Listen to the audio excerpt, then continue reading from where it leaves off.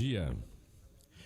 É com grande satisfação que continuamos hoje as comemorações dos 15 anos do curso de Administração da Universidade Tecnológica Federal do Paraná, Campus Curitiba, ofertado pelo Departamento Acadêmico de Gestão e Economia, o DAGE, com o primeiro evento sobre jogos eletrônicos do projeto de extensão Azure Bears Sports UTF-PR. Ao longo dessa trajetória, o curso consolidou sua excelência acadêmica, refletida na nota 5 do ENAD, nos 2 últimos anos, no corpo docente, altamente qualificado, e nas diversas iniciativas que fortaleceram a formação dos nossos estudantes.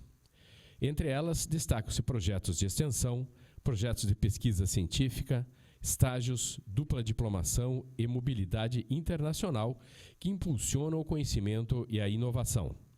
Continuando a celebração, teremos hoje esta segunda-feira de estágios que ocorrerá nos dias 20 e 21 de agosto, no Pátio Central, em frente ao RU. Além da oficina que será no Aquário, a sala de exposições sob a biblioteca, com estande projeto de extensão Calma na Crise, das 8 ao meio-dia e meia, com a professora Isabel Maria de Melo Borba. Ofereceremos ainda ferramentas simples que podem ser usadas como práticas diárias que permitem autorregulação por meio da respiração tranquilizante, relaxamento profundo e meditação, beneficiando assim a saúde integral.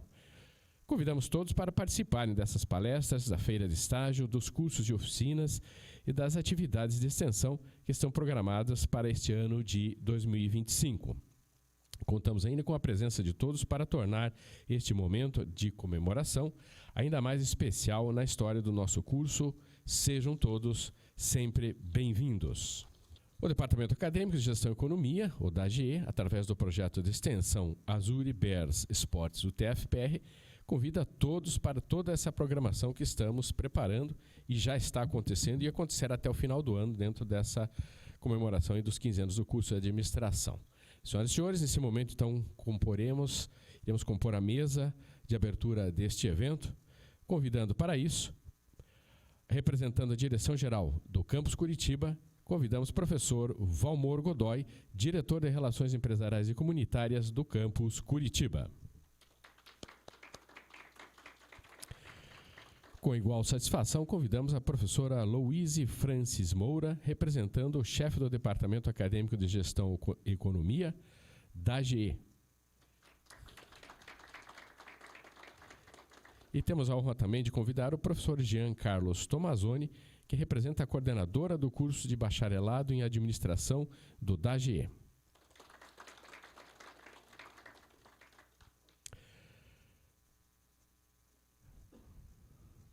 Convidamos então desta forma a professora Louise Francis Moura para suas palavras iniciais.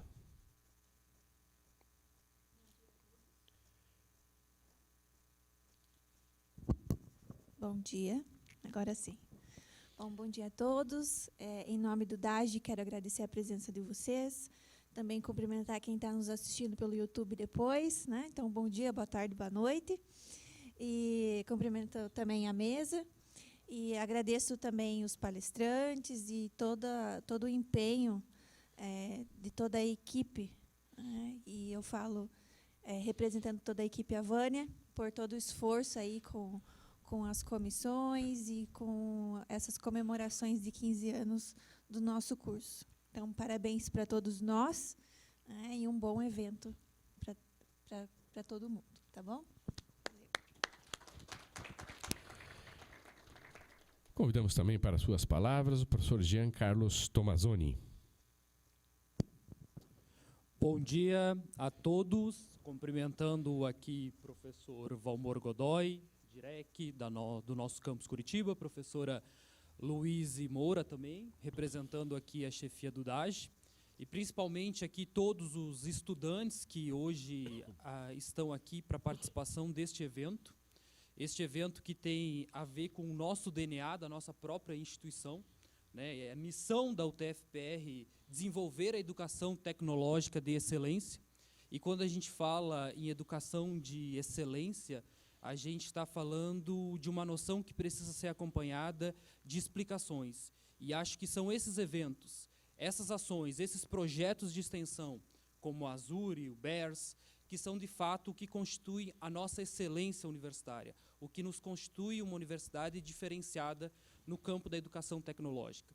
Então, em nome do curso de administração, em nome de todos os professores, da professora Georgiana, que é coordenadora do curso de administração, a gente quer acolher a todos que vêm de fora, externos que chegam hoje à nossa instituição, aos nossos alunos da UTF que participam desse evento, desejar a vocês um excelente evento e que nós, enquanto professores, estamos nos dedicando muito neste ano, em comemoração aos nossos 15 anos, organizando um evento com uma série de ações que serão desenvolvidas exatamente para que nós possamos apresentar à comunidade, à sociedade, a nossa excelência enquanto curso, enquanto universidade. E são esses eventos que constituem, como eu falei, essa excelência. Então, agradecer a todos os técnicos, colegas professores, estudantes que se empenharam no desenvolvimento, né, na promoção, planejamento desse evento.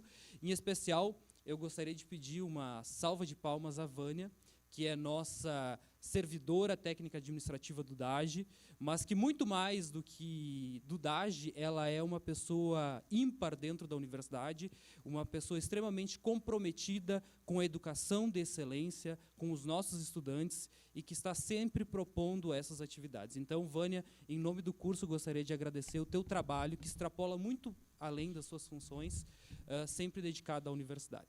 Muito obrigado.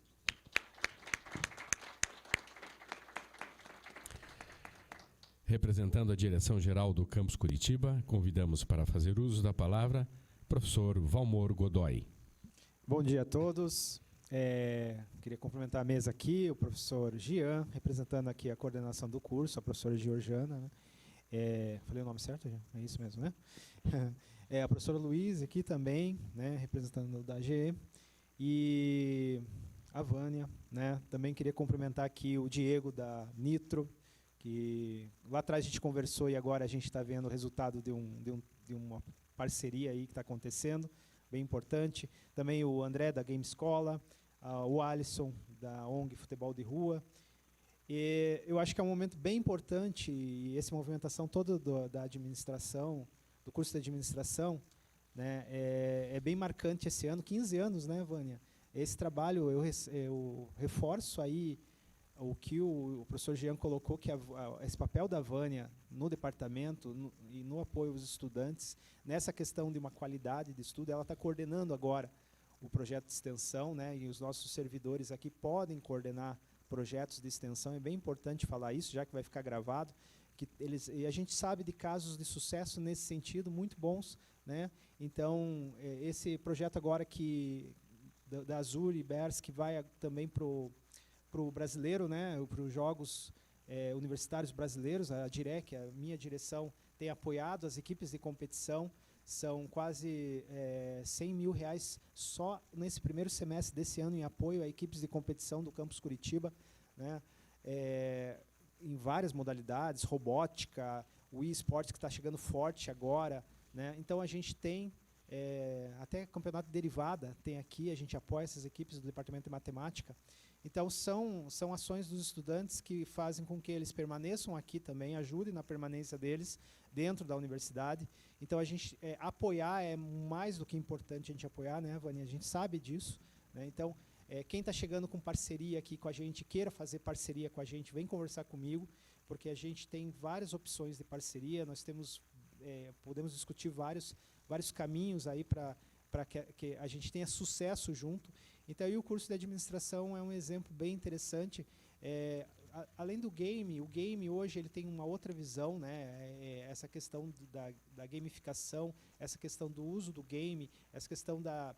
Eu lembro de um projeto que eu trabalhei, eu sou físico, né? Trabalhei num projeto da Copel, só para contar um caso bem rapidinho aqui, envolvendo o game. E a gente, no projeto, faria uma simulação, desenvolver um jogo, né?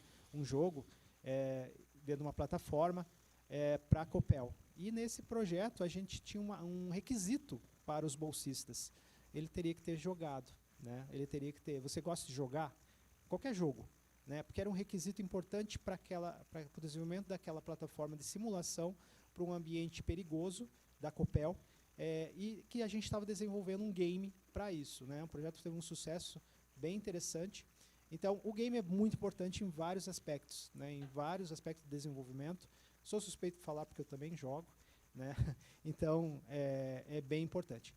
E quero ressaltar aqui também o professor Paulo Daniel, é uma satisfação estar aqui representando ele hoje, ele não pôde vir, ele assumiu semana passada, né? Então ainda está uma correria tão grande aqui para ele e para nós, a nova gestão, né? Mas o professor Paulo Daniel aí é um compromissado também, ele já disse isso com as equipes de competição, com a extensão universitária, que várias dessas equipes têm projeto de extensão na universidade, né? Então também é importante ressaltar isso. E que você pode se envolver no projeto de extensão e ainda você pode ter as horas de extensão do seu curso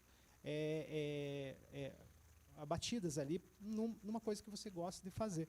Tá? Então procure os projetos de extensão, procure o nosso departamento de extensão, professora Silmara também, se quiserem tirar mais dúvidas, quiserem conhecer os projetos. São muitos projetos em Curitiba.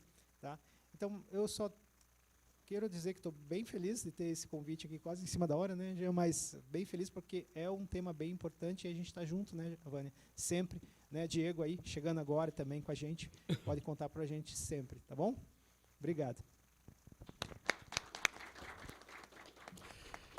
Lembrando um pouquinho da nossa programação, nós teremos em instantes o Diego Russi, da Nitro, com sua palestra, depois nós teremos o André Leandro, da Game Escola. Às 10h30, ou por volta deste horário, nós teremos o Arcade Azuri com simulador de Fórmula 1, lá no Aquário, a sala de exposições sob a biblioteca. Retornamos para cá com a palestra do Alisson, da Instituição de Futebol de Rua. Agradecemos aos componentes da mesa por suas ilustres presenças, respectivas palavras. Por gentileza, pode ocupar seus lugares junto à plateia para darmos sequência à nossa programação, que terá agora o Diego Russi, da empresa Nitro. A Nitro foi criada em julho de 2024 através de uma iniciativa da empresa Balducci Telecom, uma organização de e-sports que tem uma equipe competitiva, um jogo eletrônico de sucesso. A palestra terá o tema Onde o jogo vira empresa e o jogador vira atleta. Então convido ao palco o Diego Russi.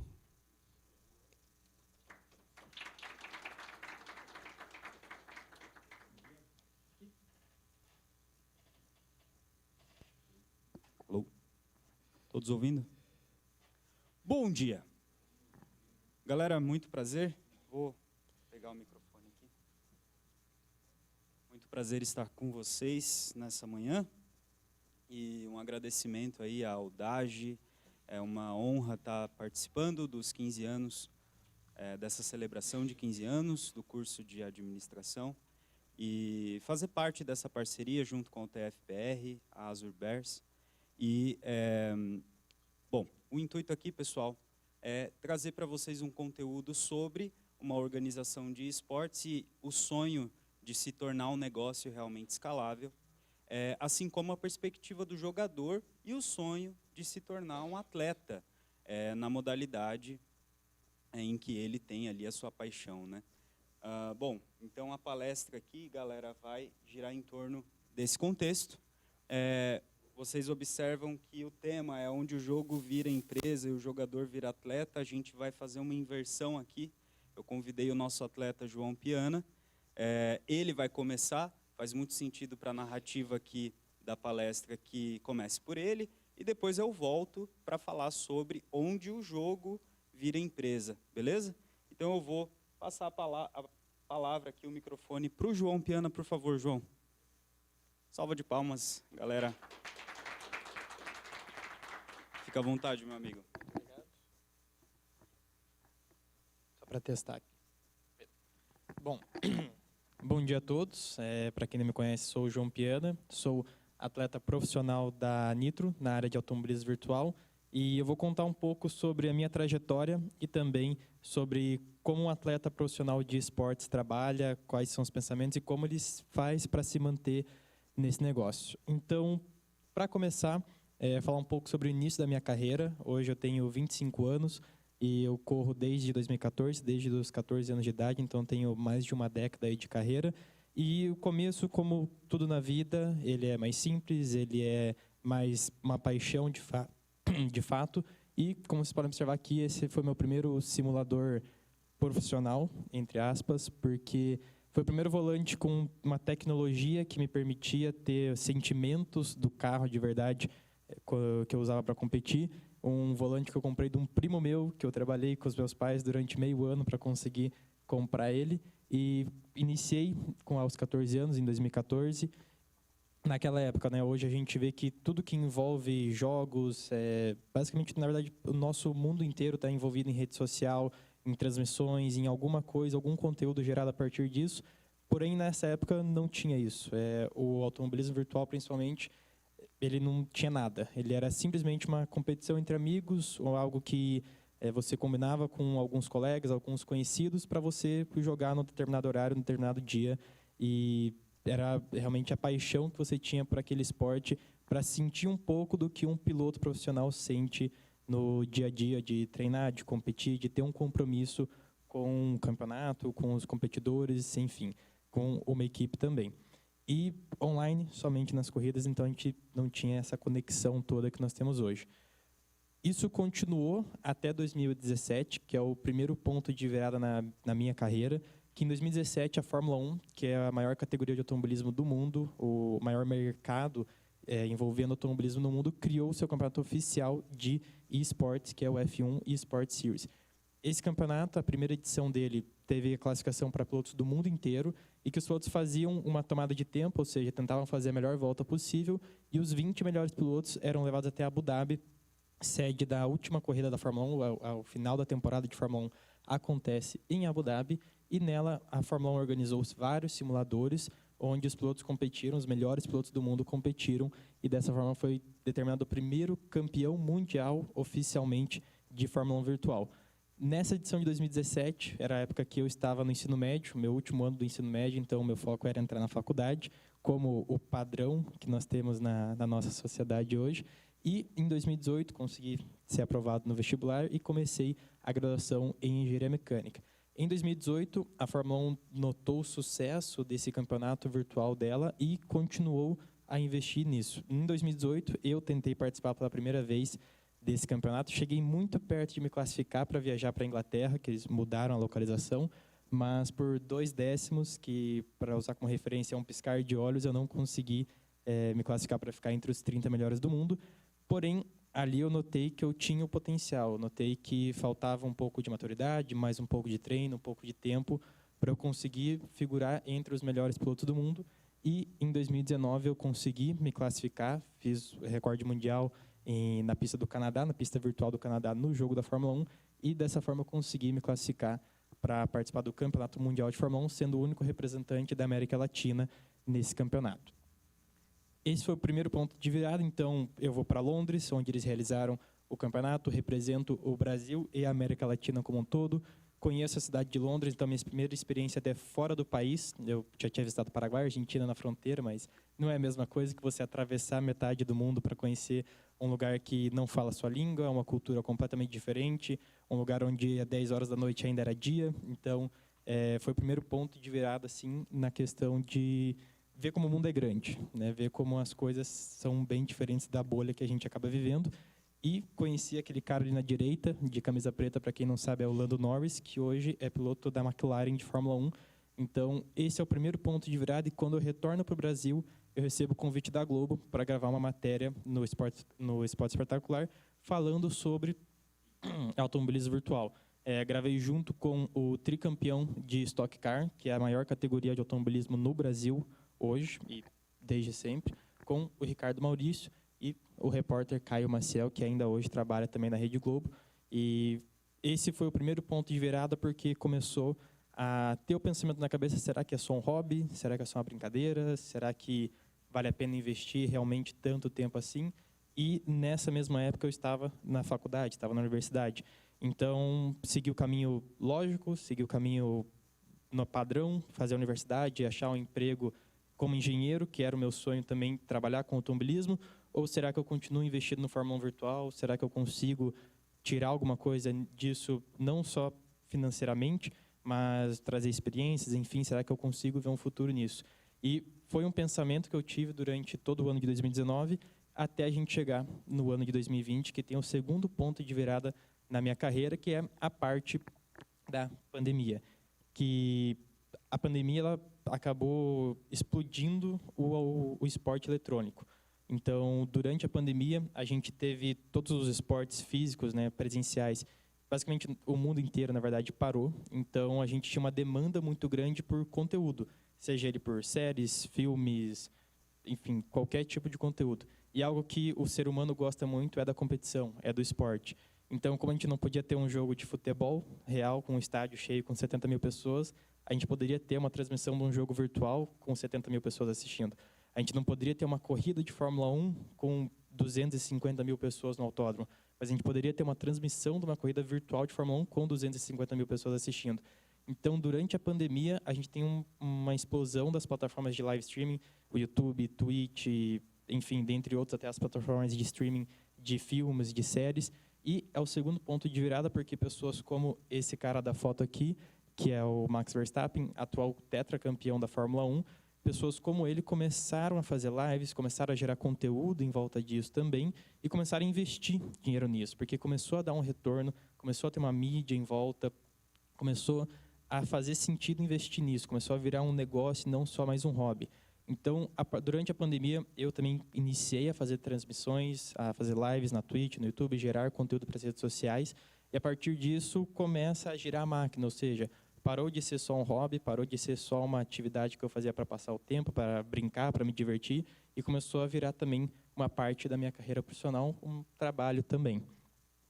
E como começou a desenvolver, como começou a evoluir, daí começa o pensamento, como é que eu vou viver disso? Como é que eu vou viver da minha paixão? Como é que eu vou conseguir fazer isso realmente dar certo? E a primeira parte é o alinhamento familiar, ou seja, conversar com os meus pais, conversar com meus avós, com a irmã, enfim, explicar para eles que eu vou tentar ganhar a vida não só da forma que a geração deles entende que é certa, que é estudar e trabalhar, mas com algo diferente, algo que eles não conseguem, não é palpável, eles não conseguem visualizar, eles não conseguem ir assistir uma corrida minha, por exemplo, eles têm que assistir de casa, pela televisão. E até mesmo lembro que quando eu comecei a correr, quando começou a ter transmissão, eu assistia junto com o meu avô e meu avô falava, ué, mas você está correndo lá e você está aqui do meu lado? Como é que funciona isso? Então, essa parte de conversar com a família, de explicar para as outras gerações, para as pessoas que não são do meio, é uma parte muito importante que nós, eu entendo nós atletas, instituições, enfim, a gente precisa ter essa calma, esse entendimento que a gente precisa explicar, a gente precisa passar o que é para a pessoa não ter aquele preconceito, aquele julgamento que tá jogando videogame só, tá perdendo tempo com isso. E que, na verdade, é algo muito maior do que só um jogo. Então, essa parte do alinhamento familiar foi um trabalho que eu fiz por muito tempo, que a minha mãe, ela foi professora de inglês por muito tempo, e quando eu fui para Londres, ela ficou maravilhada, ela falou, nossa, que bom que você vai conhecer. E ali a gente começou a entender como uma família, até como funciona isso. E não só isso, mas também a gente precisa entender como o atleta moderno trabalha. Porque se a gente parar para pensar há 10, 15 anos atrás, as redes sociais não tinham nem 20%, 30%, enfim, do impacto que tem hoje. E a gente pode pegar uma pessoa como o Lionel Messi, que todo mundo conhece como jogador de futebol, mas hoje ele não é só um jogador de futebol. Hoje o Lionel Messi ele é uma marca. Hoje aquela logo que ela tem ali, se tivesse aqui na minha jaqueta, ia agregar valor a isso. Então, o atleta moderno não é mais só um atleta. Eu, por exemplo, não vou mais só chegar lá e correr às 8 horas da noite no campeonato, não vou só mais treinar. Mas a gente precisa gerar alguma coisa em volta disso também, como os atletas fazem hoje. Então, o que eu preciso gerar? Não é só resultados, não é só correr, não é só chegar em primeiro e ser campeão. Mas eu preciso gerar conteúdo para as redes sociais. Eu preciso, de certa forma, virar um outdoor ambulante. A gente pode pensar até para que eu consiga financiar, para que eu consiga viver dessa paixão, desse sonho de ser um atleta. Então, a gente junta resultados, a gente precisa entregar conteúdos também, seja vídeos no Instagram, TikTok, em todas as redes sociais, plataformas de streaming, e junto com isso também a gente tem o choque entre o mundo competitivo e o mundo criativo, ou seja, é melhor eu treinar 6 horas por dia para um campeonato, ou é melhor eu treinar 2 horas, passar 3 horas gravando e 1h30 editando o vídeo? Então, a gente tem esse choque entre as ideias, entre o que é prioridade, o que é o melhor a se fazer, se é focar no modo no competitivo ou no criativo. E como é que a gente consegue balancear isso? Como é que a gente consegue fazer com que os dois sejam bem feitos, sem dar muito foco para um, sem dar muito foco para o outro? eu entendo que a gente tem 3 pilares para fazer isso. O primeiro, uma rotina saudável. O segundo, uma disciplina. E o terceiro, o controle emocional. Ou seja, a gente precisa ter uma rotina para que não seja... hoje eu vou acordar às 7 da manhã e vou ficar treinando até às 10, e daí depois eu vou dar uma passeada com o cachorro, aí eu vou almoçar 1 da tarde. Não funciona. A gente precisa, então, todo dia acordar no mesmo horário, ter um padrão, de certa forma, de vida, que a rotina pode ser cansativa, a rotina pode ser enjoativa, mas sem ela você não vai conseguir chegar no objetivo, você não vai conseguir se desenvolver a um ponto de conseguir ver as melhoras, porque você precisa repetir a mesma tarefa para conseguir sentir uma melhora, para sentir que você está evoluindo com aquilo. Então, a gente precisa ter uma rotina, claro, saudável. A gente não pode acordar às 5 horas da manhã e dormir às 2 horas da manhã e pensar esse tempo inteiro treinando achando que vai dar certo, porque não vai. A gente precisa também descansar igual qualquer máquina que a gente tem. Disciplina. Para você conseguir manter uma rotina, você precisa ter a disciplina. Ou seja, não adianta você querer fazer tudo isso, de acordar no mesmo horário, de ter um cronograma, se você não tem a disciplina para cumprir aquilo. Porque senão também começa a virar um saco, começa a virar algo ruim de se fazer, algo chato, algo que você não quer mais fazer. E se a sua rotina começa a ter esse sentimento de algo ruim, você não vai conseguir chegar a lugar nenhum. E junto com isso, para você conseguir ter uma rotina e ter uma disciplina boa, você precisa ter o controle emocional, porque a nossa cabeça comanda o corpo. Então, o mais importante para um atleta hoje é o controle emocional, porque quando a gente chega no mundo competitivo virtual, felizmente, ele é mais justo do que o esporte tradicional, o esporte real. Principalmente no automobilismo virtual, o automobilismo ele é o esporte individual mais coletivo que existe. Porque quando a gente assiste uma corrida, a gente vê só o piloto ganhando, a gente vê o piloto levantando o troféu, sendo campeão, os posts nas redes sociais sobre ele. Mas por trás de uma equipe de corrida, da Fórmula 1, por exemplo, a gente tem 500, 600, 1.000 pessoas que trabalham para entregar um carro competitivo para aquele piloto poder ser campeão.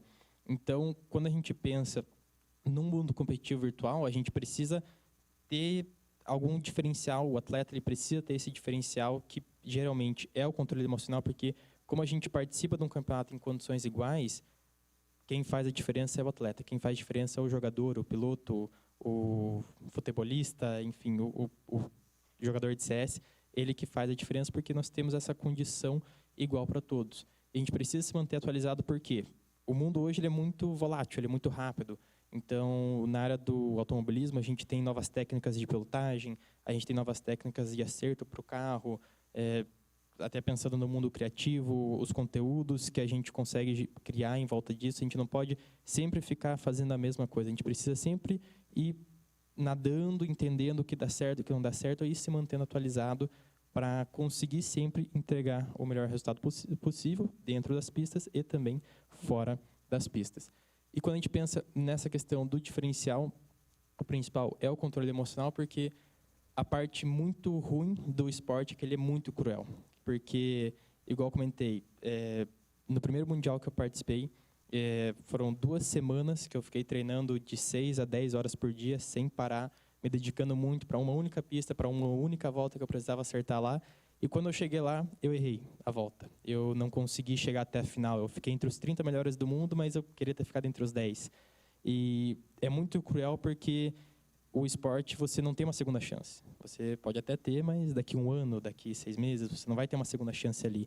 E se você não tiver um bom controle emocional, se você não tiver a cabeça no lugar, você vai se perder ali. Porque eu fiquei essas 2 semanas treinando. Cheguei lá na hora, errei. Lembro que quando aconteceu, eu desabei em choro, porque foram muitas emoções misturadas ao mesmo tempo, mas que depois daquilo, eu lembro que foram 5 minutos assim, de desespero, e depois eu falei, beleza, ano que vem eu vou vir aqui e eu vou ser o melhor piloto do mundo, eu vou ganhar de todo mundo, e esse é o pensamento. Então a gente precisa ter esse diferencial, a gente precisa ter essa mentalidade de competidor, de vencedor, a gente precisa ir atrás, a gente não pode deixar que uma derrota defina a gente, porque um dia ruim não define uma vida ruim, um mês, um ano, uma semana, enfim, não é isso que vai definir a nossa vida. Então, a gente precisa aprender a lidar com a derrota e também aprender a perder. Você precisa aprender a reconhecer muitas vezes que o outro piloto, o outro jogador, enfim, ele foi melhor, porque pode acontecer. A gente dá o nosso máximo, mas muitas vezes não é o suficiente. Então, essa parte de ter o controle emocional, de você entender como uma derrota ela pode se tornar uma vitória, é uma parte muito importante na carreira de um atleta, não só do mundo virtual, mas na vida até corporativa, no seu trabalho, do dia a dia, enfim. Isso é algo muito importante para todos, na verdade. E aí a gente começa a pensar, né? A gente tem todos esses desafios que o atleta enfrenta, e aí a gente pensa, e se tivesse alguém por trás ajudando? E quem seria isso? No meu caso, é a Nitro, é a minha equipe.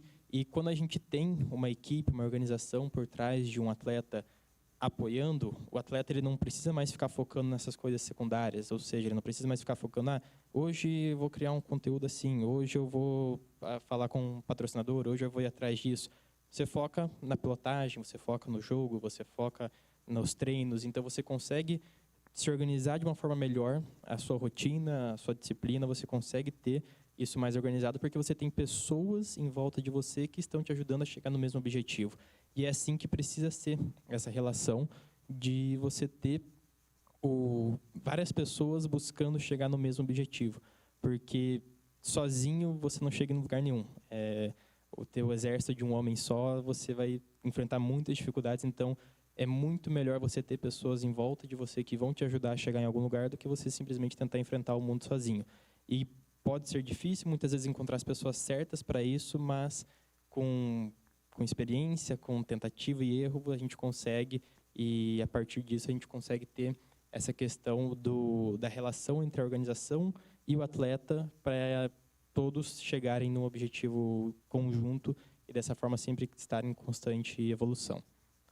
E a questão, né, do atleta e do jogador, que a gente tem esse objetivo compartilhado, então a gente busca sempre ter o melhor desempenho, tanto dentro do jogo, dentro das pistas, do campo, do mapa, do CS, enfim, como também fora, como uma empresa, como uma organização, como um coletivo que busca chegar no mesmo lugar. E o principal também é a questão que, se um atleta ele não tem cobrança, ele entra na zona de conforto e ele fica ali parado, porque, tá bom aqui, não preciso evoluir, não preciso melhorar, eu já estou satisfeito com isso. Mas quando você tem várias pessoas que, de certa forma, dependem de você também, você começa a se cobrar mais, só que de uma forma saudável, porque você não luta mais apenas pelos seus resultados, pelos seus objetivos, mas você luta por um coletivo e dessa forma a gente consegue evoluir cada vez mais. E a visão da organização, da equipe, dessas outras pessoas, eu vou passar de novo a palavra aqui para o Diego, para o meu chefe, e é isso aí, muito obrigado. Obrigado, meu amigo. Não sou chefe de ninguém, cara. Boa, pessoal, é uma relação de reciprocidade, né? Atleta e org, isso é muito importante. Piana, parabéns pela carreira e a gente tem muito orgulho aí de ter você com a gente. Bom, pessoal, na especialidade que me cabe, eu sou da área de negócios, sou gestor comercial, especialista em liderança de alta performance, o que inclui pessoas, e a minha especialidade principal é arquitetura de receita. E o tema que eu vou trazer, ele se debruça justamente na construção de uma org de esportes que tem um sonho, que tem uma paixão, que sustenta pessoas e que sustenta também uma comunidade, objetivos de uma comunidade, e como tornar esse negócio escalável e todos os pontos de atenção que um gestor precisa olhar, né? Um gestor de negócios ali precisa prestar atenção. Galera, dados demográficos, o mundo é gamer, todo mundo joga alguma coisa.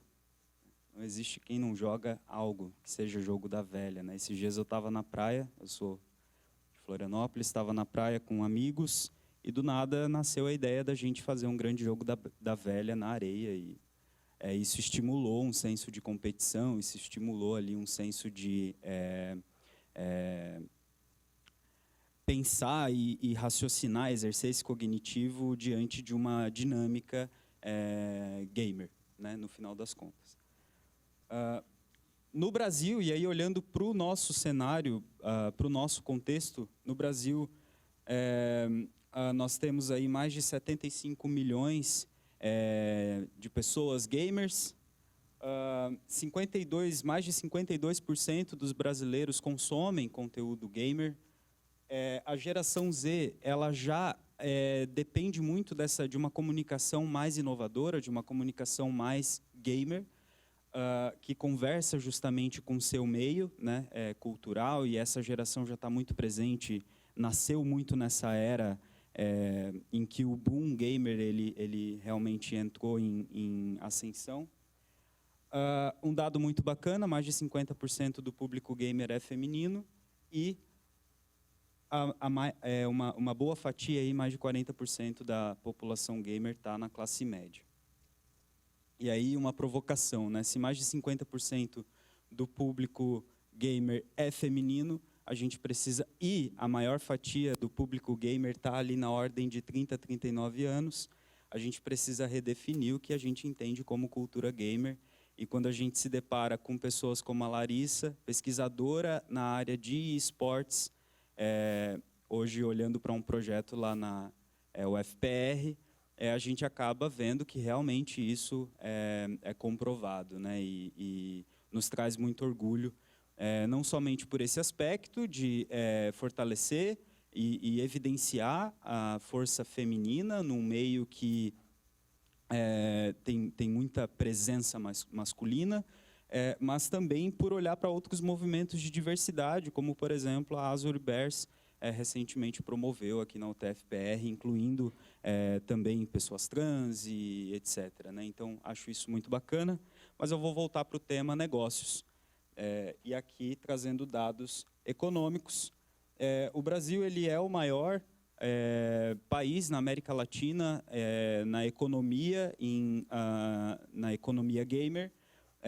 O mercado de games já movimentou, olhando para dados brasileiros aqui, já movimentou mais de 2 bilhões no contexto de esportes, e esportes em específico, em 2024, aí uma ordem de 18 milhões, com uma projeção até 2030 de 63 milhões. Dados econômicos aqui, o que coloca o Brasil na 10ª posição global em faturamento no mercado gamer.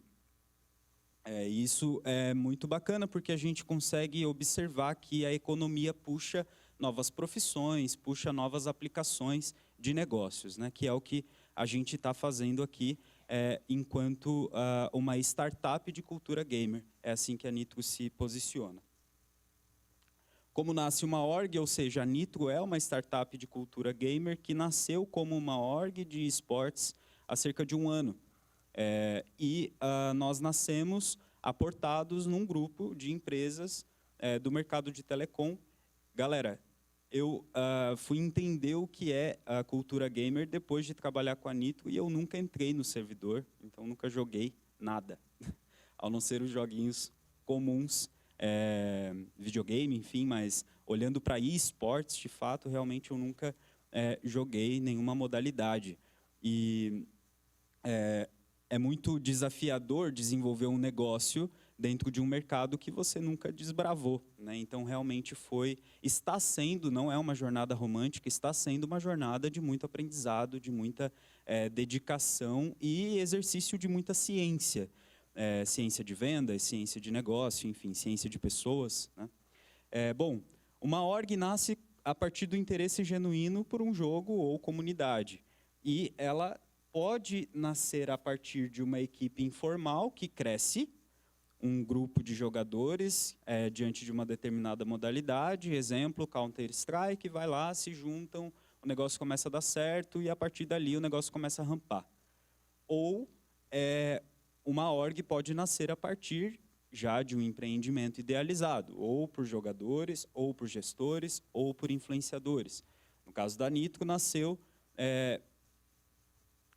o Bruno Balducci, que é o CEO da Nitro. Ele é empresário já no setor de telecomunicações, ele já tinha, entusiasta gamer, ele já tinha o desejo de empreender num novo negócio e ele olhou para o mercado de esportes e viu oportunidades. Uniu o gosto dele por jogo, por gaming, e olhou para isso como realmente uma forma de colocar em prática esse desejo dele de empreender num novo desafio. E eu, como diretor de receita do grupo, obviamente ali do lado dele, adotei o projeto e estamos juntos nesse trabalho.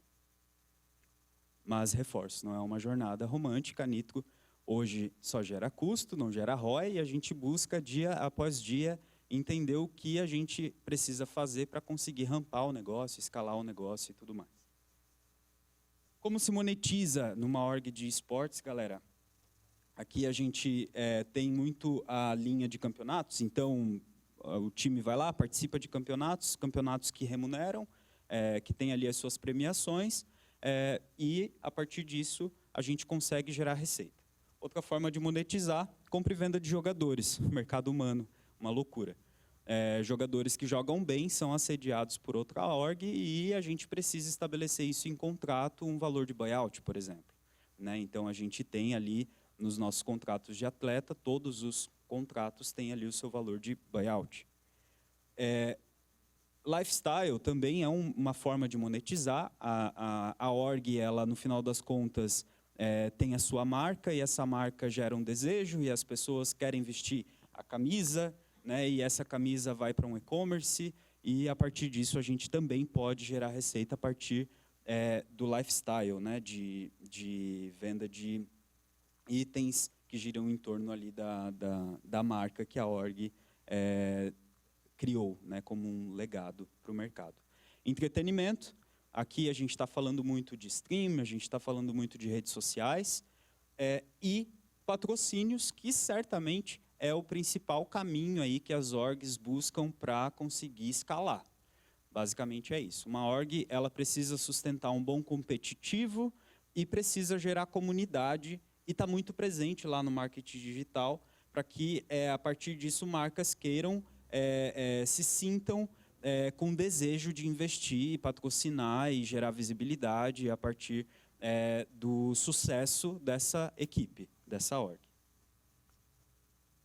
Bom, olhando para o contexto, assim, quantas orgs existem no mundo? Mais de 1.300 organizações registradas globalmente. No contexto Brasil, cerca de 100.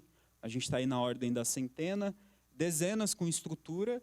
Aí a gente tem exemplos como Loud, Fúria e outras orgs brasileiras que têm estrutura realmente e capacidade para se sustentar. E cerca aí de 20 são patrocinadas. E aí é uma mistura muito de um bom competitivo e de um bom marketing digital, porque o produto principal é entretenimento no final das contas. É isso que faz, é isso que gera desejo na comunidade, é isso que gera desejo na marca em patrocinar uma org. Bom, os desafios transcendem necessariamente tornar esse negócio escalável. Existem desafios que moram, por exemplo, no aspecto legal. Então, eu estou contratando pessoas, jogadores, que merecem respeito, são profissionais, não são, desculpem a palavra, vagabundos que ficam jogando, né? Então, se tem muito essa interpretação, gerações mais anteriores assim trazem muito essa leitura.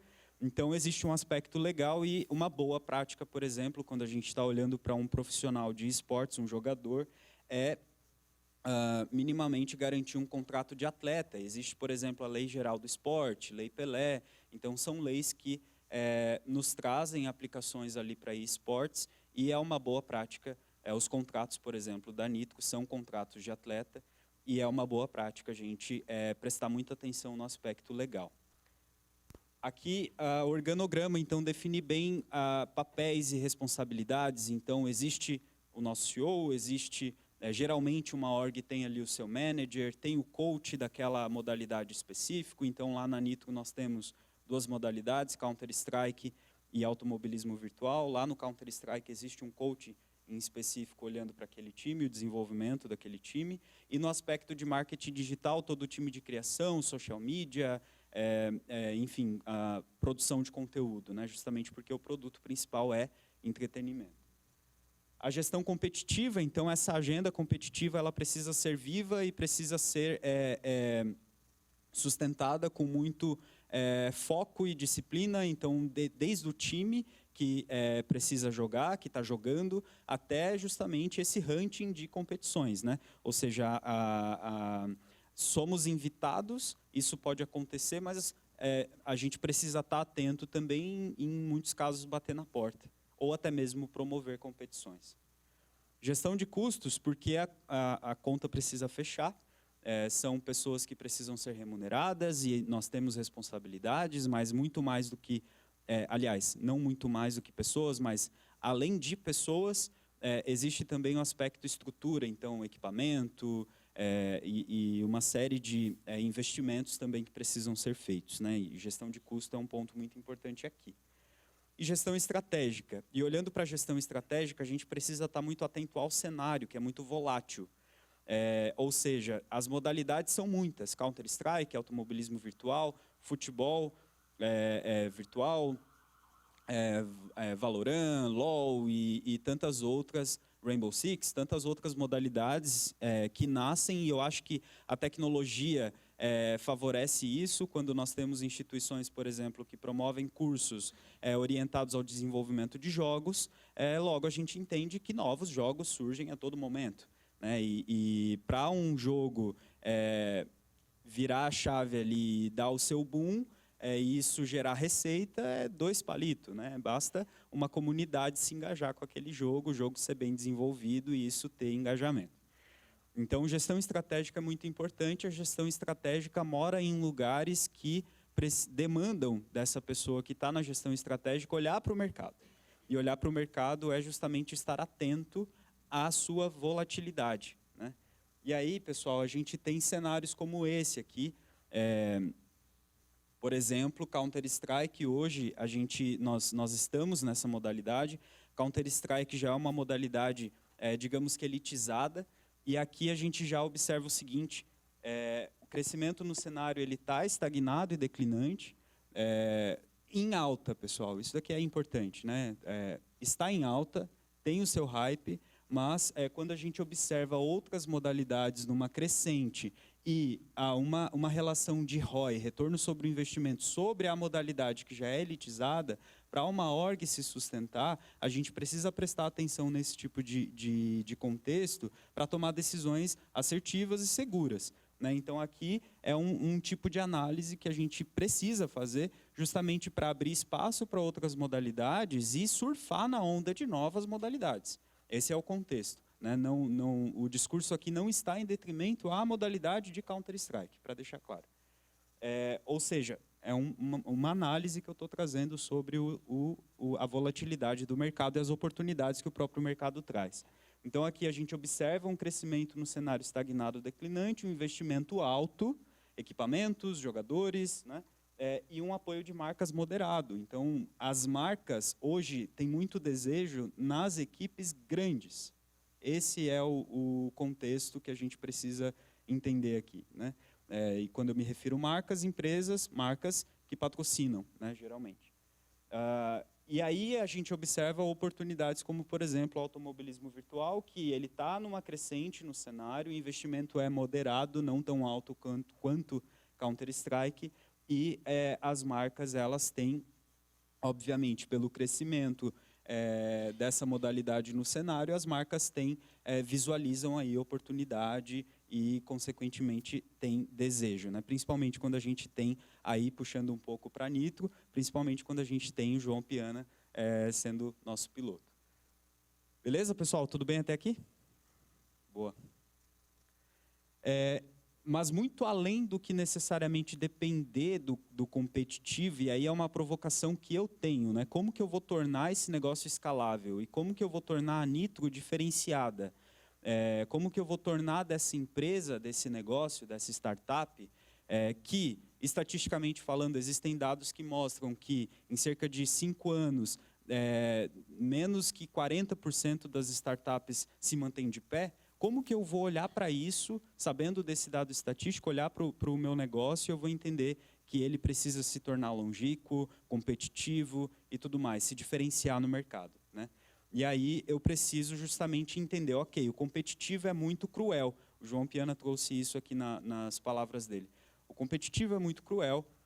A Fúria, por exemplo, eu assisti recentemente uma palestra da Fúria, e a Fúria, por exemplo, tem lá mais de 9 modalidades, e eles defendem isso. Se uma modalidade não está indo bem, se um competitivo não está indo bem, o outro está indo, e essa diversidade competitiva traz paz na cabeça para o negócio e continua gerando interesse, engajamento e desejo tanto na comunidade quanto nas marcas, né? Orgs mais limitadas, e a Nitro ainda é uma org pequena, orgs mais limitadas, que não tem aí uma diversidade de competitivo realmente, e eu, no papel que me cabe, eu preciso justamente entender, ok, como é que eu faço aqui, né, para entender como que eu não vou depender do competitivo.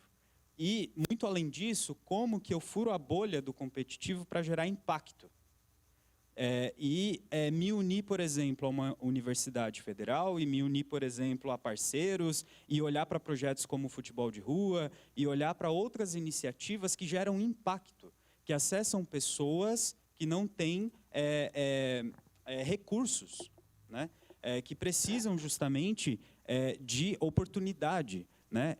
Como que eu acesso comunidade? Como que eu ensino talentos a desenvolver carreira no esportes? É basicamente isso, né? Quando eu trago que a Nitro é uma startup de cultura gamer, é justamente essa bolha que a gente está querendo furar. E aí, pessoal, eu olho muito também para a teoria dos horizontes de inovação.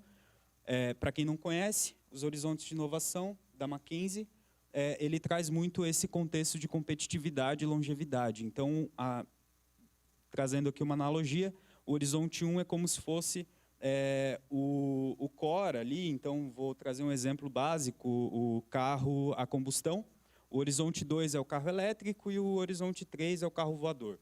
Basicamente é isso. Então, aqui no caso, o horizonte 1 é a Nitro enquanto uma org de esportes no competitivo, em duas modalidades, automobilismo virtual, Counter-Strike, é o nosso core. Horizonte 2, aqui, pessoal, é basicamente para o caminho que a gente está seguindo. Então, a Nitro como um ecossistema, e dentro desse ecossistema conecta uma série de agentes que participam de um movimento transformador e sustentam um produto que está em desenvolvimento, que é cultura gamer por serviço. E Horizonte 3, por exemplo, transformar a Nitro numa desenvolvedora de jogos. Seria esse o caminho. Eu não posso nem pensar no Horizonte 3 se eu não tenho o Horizonte 1 bem desenvolvido, consolidado, e é justamente esse o desafio que a gente está, e é isso que torna o nosso... É isso que reforça, né? Não é uma jornada romântica. É um desafio realmente a gente conseguir consolidar um bom Horizonte 1 para partir para um Horizonte 2. É basicamente esse o momento que a gente está. E aqui vocês podem observar como que a Nitro se organiza. A Nitro é um ecossistema no qual eu tenho as modalidades, o departamento competitivo, mas eu também estou olhando para impacto social, e aí eu olho para a formação de talentos, para a cultura, para estilo de vida. A Nitro também tem lá o seu hub de influência, e aí aqui eu tenho influenciadores que me ajudam no meu produto de entretenimento para que eu consiga me conectar com as marcas e consiga também atender a comunidade. É basicamente esse o contexto, né? Então, a gente transforma o negócio, fura a bolha do competitivo e vai além, gera impacto também para o meio que nós estamos, né? E aqui, em especial, o meio curitibano. E como que eu, enquanto gestor de negócios, consigo pegar tudo isso e levar para o mercado, né, de maneira estratégica, exercendo ciência de vendas, que é justamente a minha especialidade. Pessoal, dando um passo para trás, voltando ali no contexto de furar a bolha e usar a Nitro como ecossistema, nós temos um espaço físico. Esse espaço físico ele está aberto para o cenário competitivo e para o cenário gamer de Curitiba.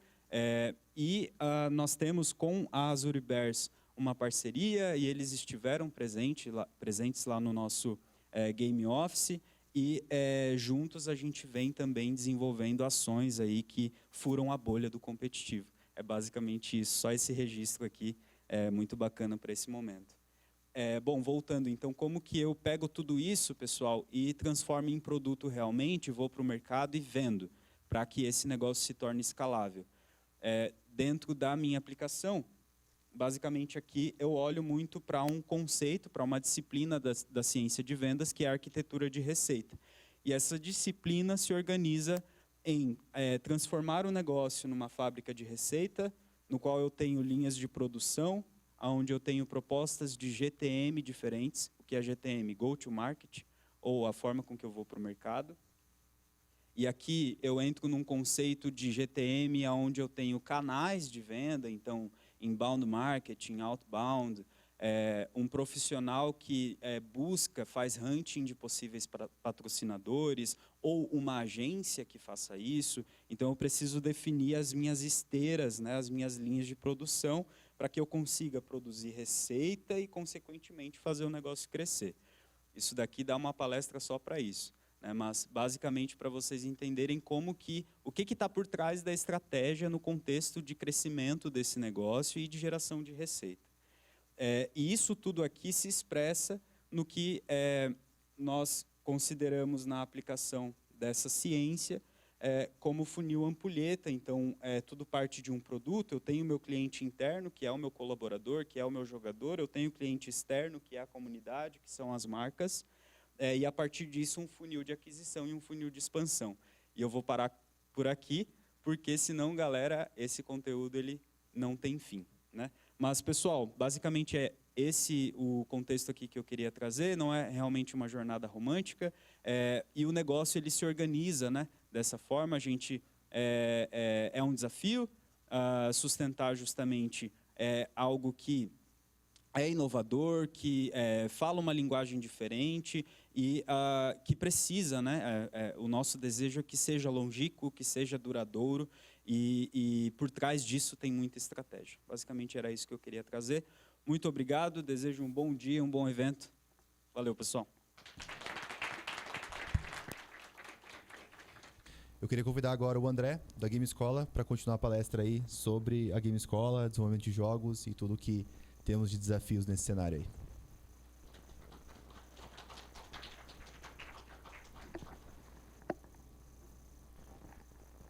Pessoal, bom dia. Então, hoje é bem importante bater esse papo com vocês aqui, principalmente em um curso de administração. Falar sobre games dentro de uma universidade tradicional, em um curso que não tem nada a ver com games. E eu acho que isso é muito importante, até para que todo mundo que está aqui e todo mundo que está em casa vendo pela transmissão consiga perceber que games tem a ver com tudo. Isso é importante. Quando eu comecei a trajetória da Game Escola lá atrás, muitas pessoas disseram que eu estava maluco, que não era bem uma oportunidade real, mas é uma empresa ali que nasceu, né, com o objetivo de transformar vidas por meio da educação profissionalizante na área de jogos, que é um mercado gigantesco também, muito grande, mas que aqui no Brasil está engatinhando. A gente vai falar sobre isso também.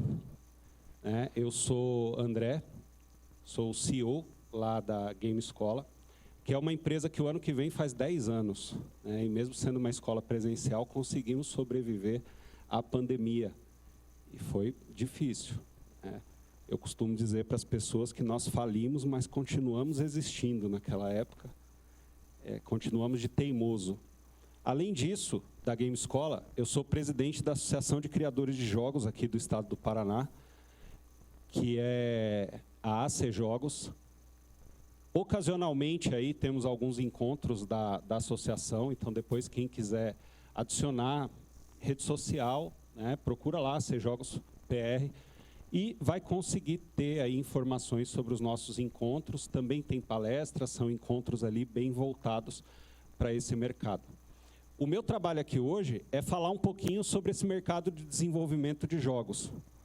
E esse mercado de desenvolvimento de jogos no Brasil, para o meu trabalho, ele nasceu junto com a Game Escola, que foi fundada em 2016. E como eu disse para vocês, o ano que vem aí faz 10 anos. Eu trouxe um vídeo aqui rapidinho, só para mostrar um pouquinho da empresa para vocês. Olha só. Você já pensou como serão as escolas do futuro? E se eu te disser que o futuro é agora?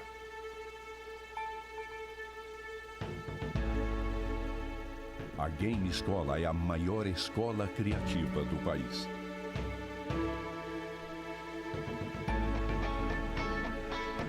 Nossa missão é desenvolver experiências transformadoras, causando impacto positivo na vida das pessoas.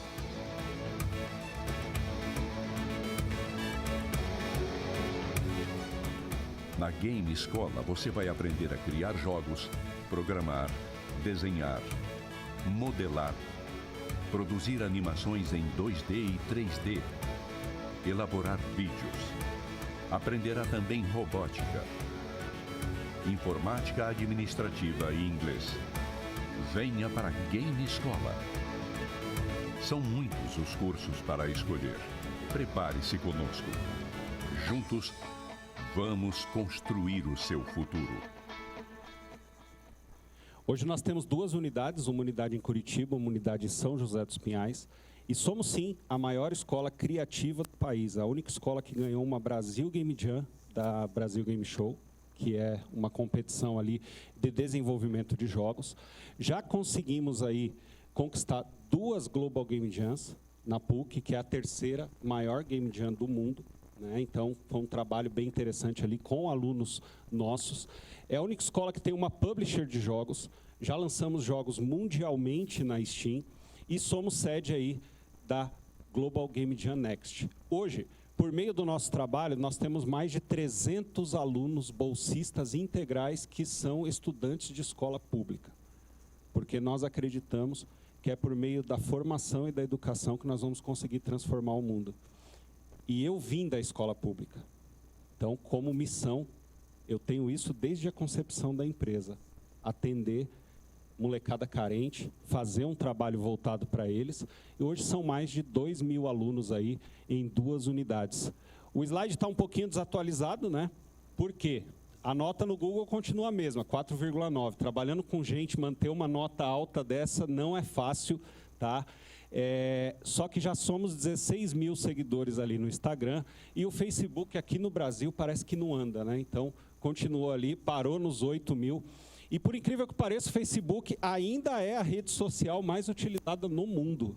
Tá? Aqui no Brasil que pegou uma contramão aí. A Game Escola ela trabalha com vários cursos, tudo isso aqui vocês conseguem encontrar no nosso site. A gente trabalha com desenvolvimento de jogos, ilustração digital, animação 2D, modelagem e animação 3D, programação em Unity, né? Trilha sonora digital, inglês, robótica. Temos o curso de Digital Influência e, por incrível que pareça, de informática administrativa. E agora, pessoal, depois de bem apresentada a nossa empresa, eu vou falar um pouquinho sobre o mercado brasileiro de jogos. O Brasil hoje é o maior mercado da América Latina e top 10 mundial. Esses dados são de 2023. Não temos dados mais atualizados no mercado de desenvolvimento. Mas, galera, os usuários brasileiros hoje já totalizam 3% do usuário de todo o globo e a receita ela deve chegar em 17 bilhões até 2025. Então, nós estamos falando de um mercado gigantesco. O Brasil hoje, ele já é o 4º maior consumidor de jogos e aplicativos digitais do mundo. Tá? Nós éramos o 3º até um tempo atrás. Mas aí a Coreia se organizou e a gente já sabe o que aconteceu aí, né? Eu vou falar sobre isso um pouquinho lá na frente. O mercado brasileiro já está entre os 10 maiores do planeta. Tá? A gente hoje trabalha aí com uma receita total de 2,6 bilhões no ano. E existe um crescimento natural de 10% ao ano no nosso mercado. Esse mercado ele é a maior potência da América Latina e hoje é a 2ª maior potência do sul do mundo. Tá? E por que, André, que nós não estamos mais em 3º lugar? Porque a Coreia cresceu muito. Eu costumo dizer o seguinte: o futuro do mercado de jogos no país depende muito de educação, formação e investimento. Então, quanto mais pessoas nós tivermos preparadas para esse mercado, mais retorno nós também teremos. Só que não é só o fato da pessoa ser preparada, porque eu falo desse mercado aqui, a gente olha essas cifras e fala assim, então o cara que desenvolve jogo no Brasil está feito. Ainda não. Por quê? porque nós estamos hoje engatinhando nesse mercado e existe uma grande dificuldade do desenvolvedor de fazer o produto final dele chegar para o usuário final. A briga é muito grande. Nós estamos para lançar um jogo no ano que vem. A previsão e a ideia era para lançar ele em junho. Aí veio a Rockstar, né? Tava lá na Gamescom. Os caras chegaram de manhã e falaram, cara, tu viu que adiaram o GTA? Falei, putz, para quando? Maio do ano que vem. Claro que nós sabemos que não vamos disputar de forma alguma um jogo indie com GTA. Mas o GTA vai vir igual um rolo compressor. E aí o que nós pensamos? Não vamos adiantar, jogar para frente. Então hoje a ideia é novembro do ano que vem, a nossa janela. Só que pode acontecer da Rockstar se movimentar novamente e usar 2 janelas de lançamento no ano que vem. Uma para lançar o jogo principal e a outra para pegar o final do ano para lançar o GTA Online. Então, pode acontecer um novo adiamento. Agora, por que é tão difícil para a gente? Porque, gente, o marketing custa muito dinheiro. E fazer com que esse jogo chegue para o consumidor final é muito difícil. Você aparecer é muito difícil. Você está disputando com empresas que colocam milhões. E nós estamos engatinhando. O investimento é absurdo. Vamos parar para pensar no seguinte. Em 2024, dia 28 de março do ano passado, nós lançamos nosso primeiro jogo comercial na Steam, Keys and Castles. O jogo fez sucesso, foi bem legal, inclusive nos rendeu ali alguns convites, mas vamos fazer uma conta simples aqui, ó. O jogo custa R$ 12,99 aqui no Brasil. Em outros países ele tem outro valor. A gente faz um estudo de economia mundial e lança o jogo em cada região por um valor X. Tá? A gente entende que a economia americana, um jogo a $9 não é um valor alto, tá? Comparado com o Brasil, com $9, mas aí a gente vai perdendo em um lugar, ganhando em outro. Esse jogo custa R$ 12,99. 30% desse valor já fica para a plataforma que comercializa, já fica para a Steam. Quanto que sobra? Eu sou ruim de matemática, hein, gente? Mas sobra pouco. Quando nós trazemos esse dinheiro para o Brasil, nós pagamos imposto também. Já perdemos aí. Vamos dizer que sobra R$ 6,00 de cada jogo ali. Como é que eu vou colocar R$200 mil em marketing em um produto que tem um ticket médio final para mim de R$ 6, R$ 7? Como é que eu vou competir com isso? Como é que eu vou competir com os grandes, com os AAAs? Mas nós acreditamos sim que a educação, a formação e o investimento, principalmente, ele pode mudar esse mercado. O ano passado eu estive em Brasília e cobramos exatamente isso. A falta de política pública para o nosso mercado também é uma dificuldade. Nós fundamos a associação aqui no Paraná por isso, porque num mercado desse tamanho, o Paraná era um dos poucos estados que ainda não tinha uma associação. E isso tira a força política do estado também. A gente não traz recurso. Eu tive a oportunidade de participar de um chamamento público aqui para entender as necessidades do mercado de cultura. Quando eu fui fazer a inscrição, não tinha jogos. Falei, pô, mas como assim vocês querem ouvir galera da cultura e não tem jogos aqui? E aí eu comecei a ouvir os apelos. Aí ia lá um ator falando, olha, a gente precisa de mercado para trabalhar. O roteirista, a gente precisa de mercado para trabalhar. O desenhista falando que precisava de mercado para trabalhar. E eu pedi a palavra. Pedi a palavra e falei para eles o seguinte, falei assim, olha, gente, vocês estão discutindo um edital aqui, os próximos editais. Só que na minha inscrição eu não vi o mercado de jogos. Aí eu chego aqui, sem desmerecer nenhuma área. O ator está pedindo oportunidade, o desenhista está pedindo oportunidade, o animador está pedindo oportunidade, o dublador está pedindo oportunidade e o roteirista também. Vocês sabiam que o mercado de jogos emprega todas essas pessoas? O jogo precisa ter roteiro, o jogo precisa ser dublado, o jogo precisa ter um ator. A gente tem situações de mock-up, dependendo do tamanho do jogo. Então, galera, não dá para dar as costas para isso. A gente está falando do mercado que movimenta no mundo mais dinheiro que cinema e música juntos. E nós precisamos, sim, de investimento público para conseguir chegar em algum lugar.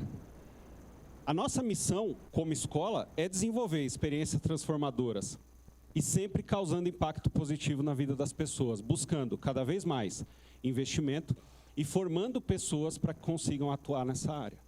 A grande dificuldade desse mercado, e quem trabalha dentro do mercado de startup percebe isso também, é você conseguir encontrar programador, artista. É muito difícil. Por quê? Várias pessoas olham a arte como hobby, não enxergam isso como profissão. Hoje, o profissional que tem um custo maior para nós é o artista, seja ele 2D ou 3D. Até porque, assim, se a gente parar para pensar de um jeito frio, você consegue ensinar a programar qualquer pessoa que tenha força de vontade. Agora, será que a gente consegue ensinar qualquer pessoa a desenhar, a produzir arte? Né? E a predisposição que ela carrega com ela? Isso é importante a gente pensar também. E é por isso que nós pensamos muito em projetos sociais. Por quê? Porque a grande massa da população não está na classe A e B. Não sei se vocês conseguem entender isso, mas é fato. E se você não der oportunidade para as pessoas que têm menos renda, o mercado não vai crescer, porque você não vai ter força de trabalho. Esse mercado vai ficar na mão de meia dúzia de pessoas e ele não vai avançar. A gente vai continuar sendo o terceiro maior consumidor de jogos e aplicativos digitais do mundo, consumindo conteúdo de fora do Brasil. E por que não consumir conteúdo brasileiro? Quantas pessoas que já publicaram jogos que vocês conhecem? É muito pouco. E por quê? Porque as pessoas não entendem os caminhos, as pessoas elas não entendem que isso é uma profissão, e é aí que entra o nosso trabalho. De fazer com que a informação chegue para a pessoa, independente da condição financeira dela. Porque quando eu era moleque, eu tive que fazer uma escolha, né? Você quer ganhar um videogame ou quer ganhar uma bicicleta? A gente não tinha condições. Meu pai nunca teve carro, por exemplo. Eu escolhi o videogame, né? Não sei andar de bicicleta até hoje. Verdade. Aí falaram para mim, pô, vai lá aprender a andar. Eu falei, pô, imagina eu, 40 anos de idade, tendo aula de bicicleta, aí tomando tombo, aí tenho vergonha. Mas assim, pessoal, eu assisti, durante minha vida universitária, uma palestra de um consultor chamado Valdez Ludwig. E ele fez uma metáfora lá nessa palestra, que ele comenta o seguinte: o Brasil, e isso lá atrás, tá? Não estou nem falando sobre a seleção brasileira atual, tá? Nem sobre o futebol de hoje em dia, mas o Brasil tem muito craque de futebol. E nós sempre tivemos, né? O Brasil sempre foi referência no mercado de futebol. Ele falou assim, agora, quantos tenistas o Brasil já produziu, já exportou, tão famosos quanto os nossos jogadores de futebol? Quantos? Um. Né? Um. Aí a gente tem o Fernando Meligeni, né, também, que dois ali, três. Quantos jogadores nós tivemos nessa época do Guga mesmo? Agora, quantas vezes vocês que estão aqui já pegaram numa raquete de tênis? Quantas vezes vocês entraram numa quadra de tênis para aprender a sacar? Será que está faltando hoje para a nossa população garra, vontade, ou está faltando a bolinha de tênis? As oportunidades, elas precisam aparecer. As pessoas precisam ter conhecimento das áreas. Quando eu chego aqui, em uma palestra antes, vocês estão falando sobre automobilismo virtual, minha cabeça já fez assim. Por quê? É uma coisa que eu acompanhei muito tempo como espectador, A Game Escola hoje tem uma empresa que fabrica cockpit simulador como patrocinadora, e é um mercado gigantesco também. Mas também é novo. E nós precisamos tornar isso de conhecimento público. E quando eu vejo na palestra da Fúria falando sobre a dificuldade de furar a bolha, você chegar nas classes sociais, dentro de uma escola pública, e mostrar a bolinha de tênis para essa molecada, é o que vai fazer a diferença no futuro. E é por isso que eu não desisto dos projetos sociais. Porque nós temos que acreditar. E como que nós estamos procurando impactar? O maior deles é o vestibulinho social, que é uma prova hoje que os jovens fazem nas escolas públicas, e dependendo da nota, ele consegue uma bolsa de estudos para estudar conosco. Então ele pode ter uma bolsa de 50%, 60%, 70% ou 100%, dependendo da nota. Eu quero mostrar para essa molecada também que vale a pena estudar e que o que eles estão aprendendo na escola é importante. Porque senão não aprenderia, né? Então, é uma oportunidade bacana e que nós conseguimos hoje colocar uma galera aí bem direcionada para o mercado. E galera, a gente consegue mudar vidas. Dá uma olhadinha nesse vídeo aqui, que eu assisti um dia depois de um atendimento. Eu fiz um plantão no sábado, nós atendemos mais ou menos umas 50 famílias. Quando eu cheguei em casa, tinha uma marcação no Instagram e eu me deparei com esse vídeo aqui, ó. Eu e esse pai babão estamos quase chorando, né? Por quê? Porque a Agatha ganhou uma bolsa na Escola do Futuro, Game Escola de Curitiba, de 100% de desconto, na faixa. Mas é porque ela usa cadeira de rodas? Não, ela passou na prova que fizeram na escola dela e garantiu a bolsa de 100%. Ela foi a única da sala que conseguiu isso. E olha aqui, e você, como que você tá? Muito feliz! Muito feliz! Cara, a gente tá com muito orgulho, você só dá orgulho pra gente. Parabéns! E ó, e agora a gente tem uma nova estudante na Escola do Futuro. Designer de games. Ah, é ela, Brasil! A gente quer agradecer a Game Escola. Isso aí, pelo incentivo de fazer isso com a criançada na escola, ver quem tem mais desenvoltura, né, e capacidade para essas coisas. E se esforça. Se esforçam, né, para aprender e mostra o quanto o estudo é importante, né, que quanto mais você se dedicar e estudar, você vai ter mais conquistas e mais benefícios. Então, isso aí. Agradecer ao pessoal da Game Escola. Porque a Agatha agora tem o quê? Uma das maiores conquistas até agora, né, Agatha? Sim! Uhul! Olha lá. Eu vou fazer esse daqui, gente. Qual que você vai fazer? Desenho. Por que será? Porque eu amo desenhar.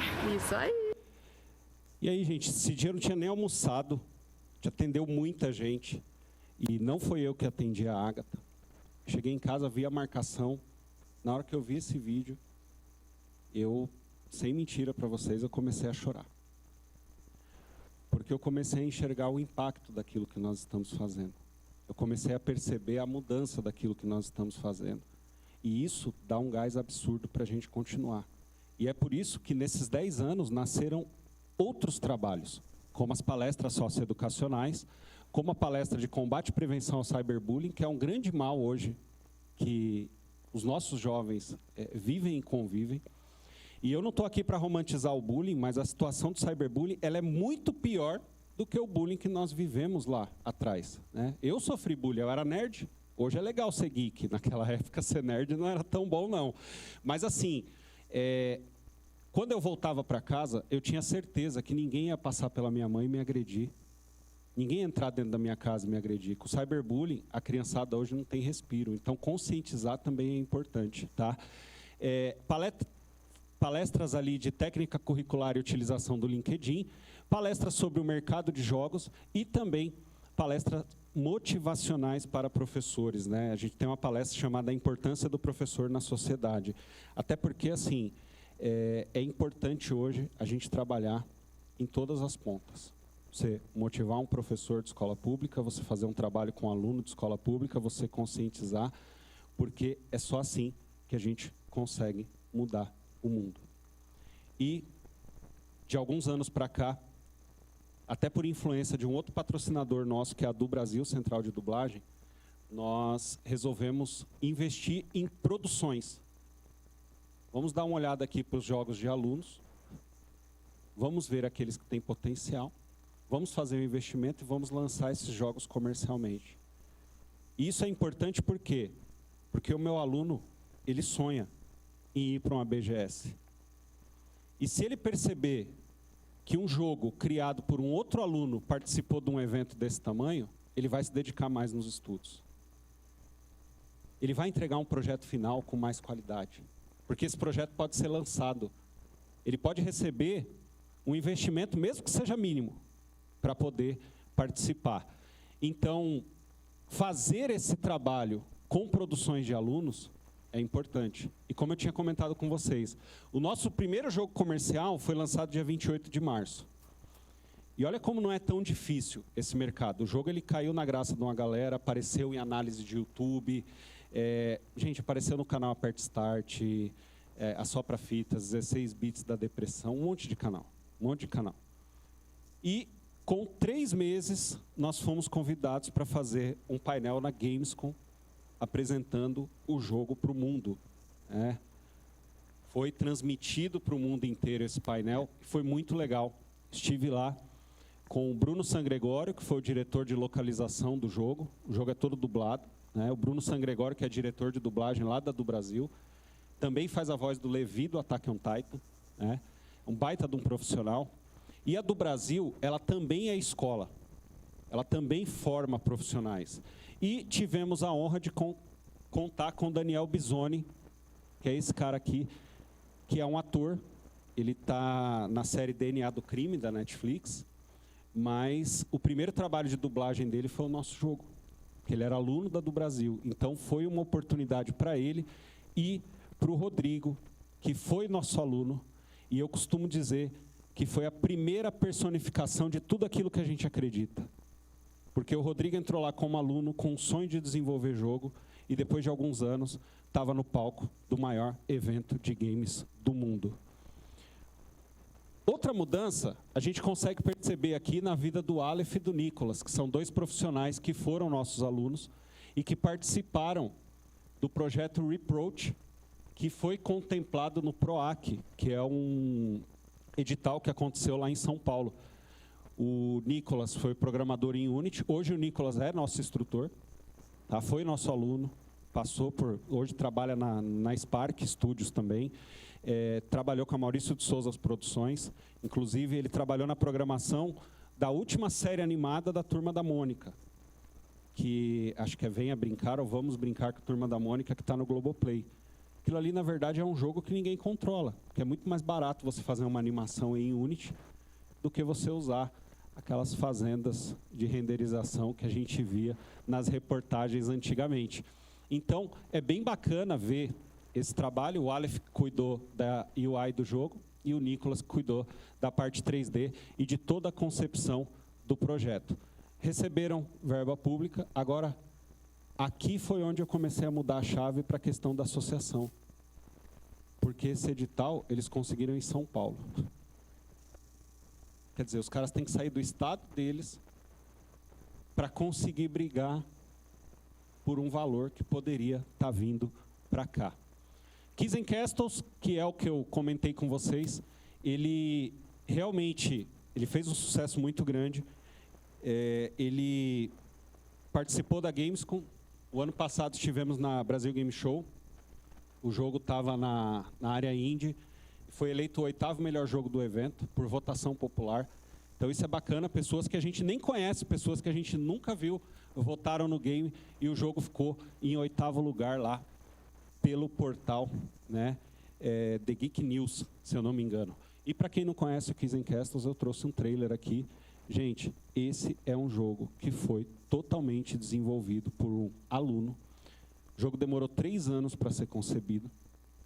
O Rodrigo criou os personagens, criou a história, fez a programação, ele fez tudo no jogo. Quando nós entramos, nós fomos atrás de música, da dublagem, da localização e do marketing, mas todo o resto, 99% do jogo foi feito por uma pessoa só. Um jogo com 55 fases e que já está disponível na Steam. Vou lhe contar uma história. A sua história.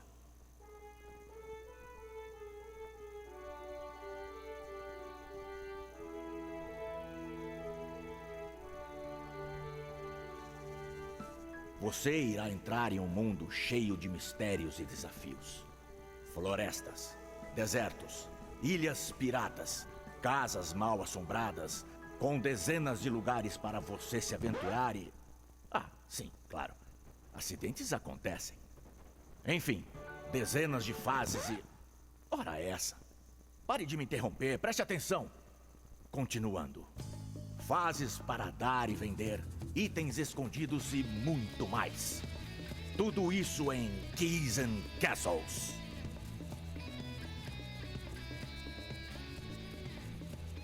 Depois do Keys and Castles, tá, nós começamos a trajetória do nosso próximo lançamento.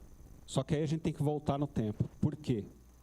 Com 10 anos, a Lili e o Fred, com 16, chegaram na Game Escola. Em 2020, na última Global Game Jam presencial, antes do isolamento social, eles conquistaram uma Global Game Jam. No ano passado, apresentaram na PUC Game Show o Firefighter Gaiden, que é o jogo do bombeiro. E é bem interessante, pessoal, porque assim, não tem nada a ver com o acidente que aconteceu na PUC. O jogo já estava sendo concebido antes. É um bombeiro que entra numa universidade para apagar o fogo e a PUC pegou fogo recentemente, né? Ainda bem que não aconteceu nada com ninguém. E o Fred, hoje, ele é aluno da PUC. Ele está no 7º período lá. E a primeira vez que o jogo foi apresentado foi em 2024, tá? Onde o jogo foi eleito ali a maior promessa do evento para 2025. Mas foi uma trajetória que durou um tempo. Então, quando eu ouço vocês contando da trajetória, você narrou muito bem a sua trajetória, a dificuldade, a quantidade de anos que demorou para chegar em algum lugar. É importante falar para quem está em casa. Não vai entrar na Game Escola hoje e lançar um jogo amanhã. Existe uma jornada, existe uma trajetória, existe um processo, e é muito importante isso daí. 2025, nesse ano, eles ganharam a Global Game Jam novamente, tá? E são irmãos, é bem interessante isso aí. Firefighter se tornou, então, o segundo título comercial da Game Escola. Um jogo 3D, um jogo que nós pensamos o seguinte, por que não? Vamos escrever esse jogo para participar da Gamescom 2025. E o jogo foi um dos selecionados.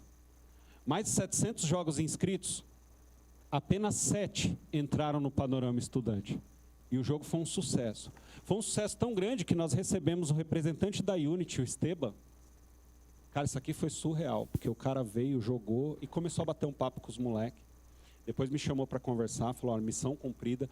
E de todos os jogos que eu joguei produzidos em Unity aqui, o de vocês é o que tem o timing melhor. O de vocês é o que tem a melhor apresentação. Isso aconteceu na sexta. No sábado de manhã, o evento abriu.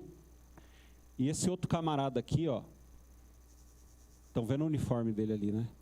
Ele saiu lá da área VIP, ele veio certeiro no jogo, ele jogou o jogo, ele agradeceu, ele parabenizou, ele deu as costas e voltou.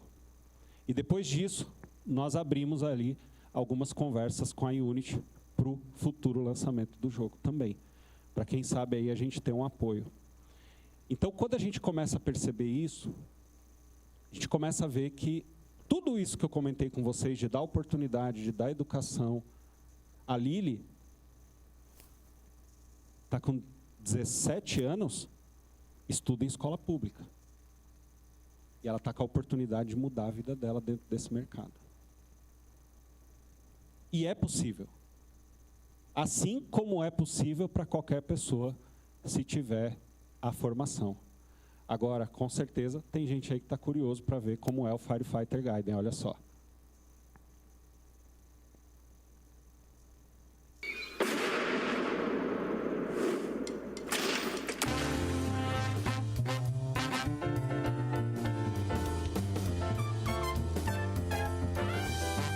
Firefighter Gaiden é um jogo eletrizante, ambientado em uma universidade que está sendo consumida pelas chamas, onde o fogo dá vida aos móveis.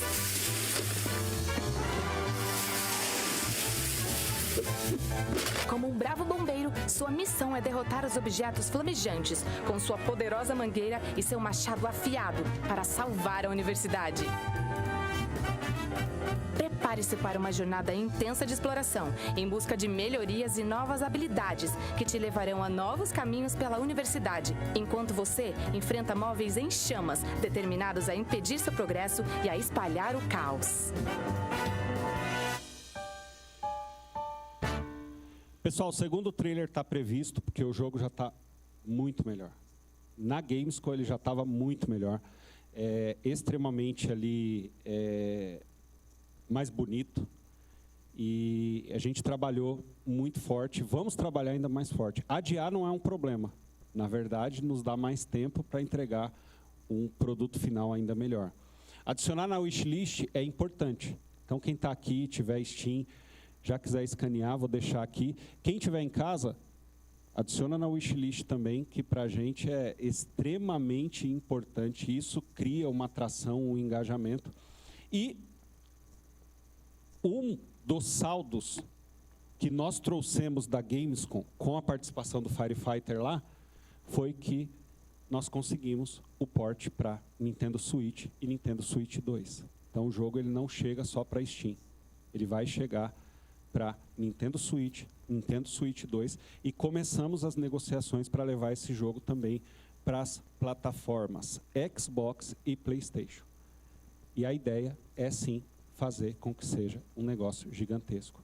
Eu entendo que o apelo comercial dele é ainda mais forte que o do Kiss & Castles. E se nós conseguimos quebrar barreiras com o Kiss & Castles, com um jogo desse, com um apelo comercial muito maior, acessível para adolescentes, para adultos, e sentir o que a gente sentiu na Gamescom, eu acredito que esse vai ser o nosso próximo sucesso.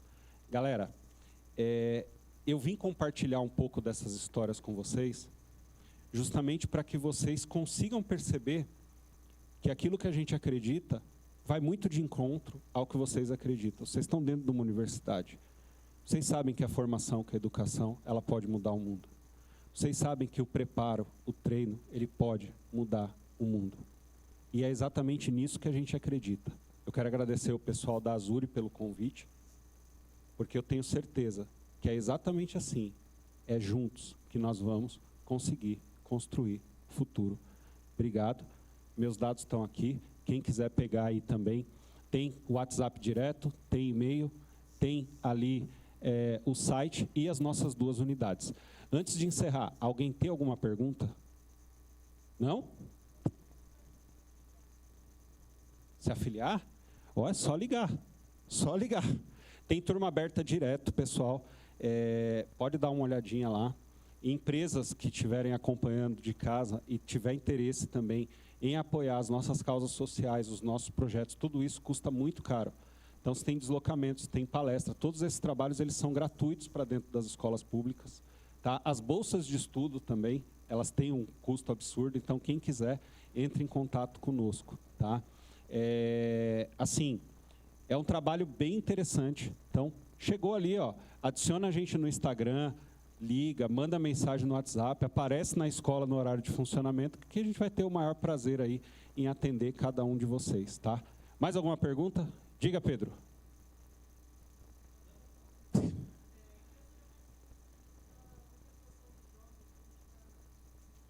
Então, eu sou a favor de você fazer aquilo que você sabe fazer.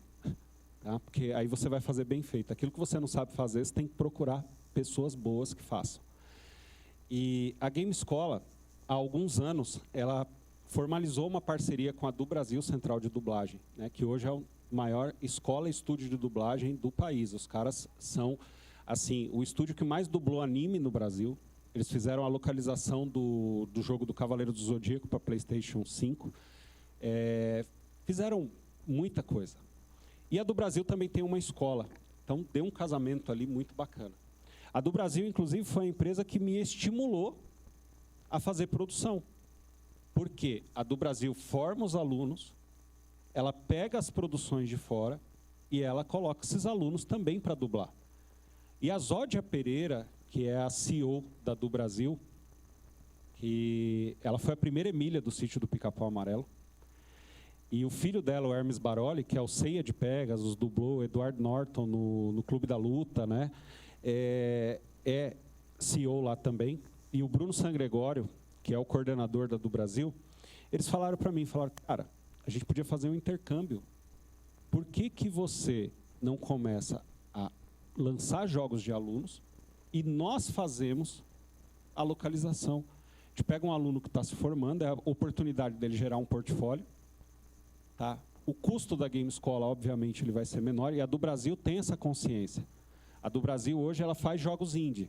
E ela nunca vai cobrar de um desenvolvedor indie o que ela cobra de um Santa Mônica.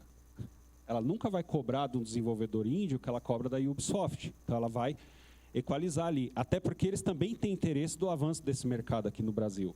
Então, quando nós pegamos um jogo, nós mandamos esses roteiros para eles. A do Brasil, no caso do Firefighter, a gente recebeu o teste de 30 vozes para escolher essa. E aí escolhemos a voz, depois eles foram para o estúdio, gravaram. A música foi feita por uma outra pessoa e a do Brasil fez toda a mixagem de áudio e nos entregou. O jogo Firefighter, ele chega localizado em português e inglês. Eu trouxe o trailer em português aqui, obviamente, porque a gente está no Brasil, né? Mas a gente está de olho muito no mercado lá fora. E aí a questão da localização, ela não é só dublagem. Porque quando você localiza um jogo, você localiza menu, você localiza, às vezes, uma mensagem que aparece na tela. A Disney tem feito isso muito bem. Às vezes você vê filme e a placa do filme está em português. Então aquilo ali é um trabalho de localização também, não é só um trabalho de dublagem. Por quê? É para que a pessoa que esteja assistindo se sinta localizada no ambiente, ela esteja ali dentro. Então, quando a gente fala em localização, é um trabalho muito maior do que só o trabalho de dublagem. Mas nós pensamos exatamente nisso. Poxa, a gente pode imitar uma voz, tentar narrar? É claro que pode, mas será que vai ficar profissional? Então vamos buscar profissionais para fazer, porque se a gente quer que o jogo seja reconhecido como um jogo profissional, então nós temos que colocar profissionais para trabalhar. É claro que isso gera custo também. Mas o que é importante? O desenvolvedor, ele não tem esse custo. A gente, como publisher, tem. E aí eu tive reuniões com algumas publishers lá na Gamescom, que a galera fala assim, não, a gente só pega o jogo pronto e lança. Só que no meu caso eu sou escola. Assim, eu estava chegando em São Paulo, com os meninos no carro, e aí o Fred olhou para a irmã e falou, nossa, Lília, essa é a primeira vez que a gente viaja sem os nossos pais. Então você imagina o tamanho da responsabilidade que é fazer isso, né? Então a gente não consegue enxergar só como um caça-níquel o negócio. A gente tem a responsabilidade em cima daquilo ali. A molecada começou a programar conosco, aprenderam a desenhar conosco, aprenderam a modelar conosco. Eles fizeram 3 cursos lá. Então a gente precisa acompanhar essa trajetória e apoiar também. Até porque o sucesso do jogo deles vai nos trazer resultado também. Então é o tal do branding com o produto, né? Você está entregando um produto no mercado. Hoje eu não tenho um concorrente que olhe e fala, olha, a Game Escola não sabe ensinar a fazer jogo. Até porque eu não tenho nenhum concorrente que lançou um jogo comercial no Brasil inteiro. Tá? Não existe uma escola de curso livre com um jogo comercial lançado hoje no mercado. Então, isso é importante falar também. Porque, assim, vocês que estão aqui já devem ter passado por isso. Falar assim, curso não funciona. Não, não é que não funciona. É que existem cursos e cursos. Tá? E tem pessoas que só querem receber a mensalidade mesmo. Tá? E no mercado isso acontece demais. Diga, meu querido. Então, nós estamos conversando com a GT Concept sobre a concepção de um jogo, só que vai ser um jogo de arrancada, que aí vai ser um jogo mais simples para mobile, e a ideia é que ele seja um jogo onde a pessoa ela consegue comprar os carros ali dentro. Então, vai ter uma base de carros, só que assim, às vezes você pega um jogo, você não quer dirigir um carro gringo, você quer pegar um Opalão. E aí você vai lá e compra o Opala para dentro do seu jogo. Esse é um dos projetos. Só que a GT Concept também tem interesse de lançar um jogo maior. Tá? Só que para lançar um jogo maior, e corrida principalmente, que é tudo muito técnico, você tem uma dificuldade muito grande de implantar física, de colocar todas essas informações e de fazer com que o jogo seja equilibrado para que seja justo para todas as outras pessoas. Então, o primeiro projeto é um jogo mais simples, que é esse que a gente está conversando com a GT Concept para lançar. A bola da vez agora é o Firefighter, então o jogo de corrida ele vai correr por fora, tá? Diga. Legal.